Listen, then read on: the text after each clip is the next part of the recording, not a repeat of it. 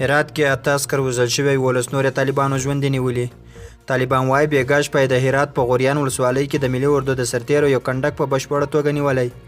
طالب ویان قاری یوسف احمدي ویلي چې بیګا شپه د غوریان ولسوالۍ اړوند د مصابات کنډک باندې برید کړی چې له څه جګړې وروسته یې نیولی.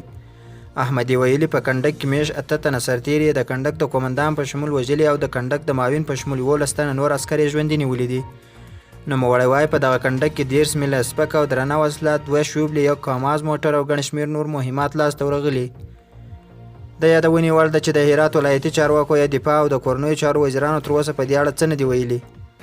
هرات ولایت له ناامنه ولایتونو څخه دی چې همدا پرونی ورځ یې د امنیه قومندانۍ سره په سلمیترۍ کې وسلوالو 2 تنه په نښه کړل او خپله له سیمې روغ ووتل.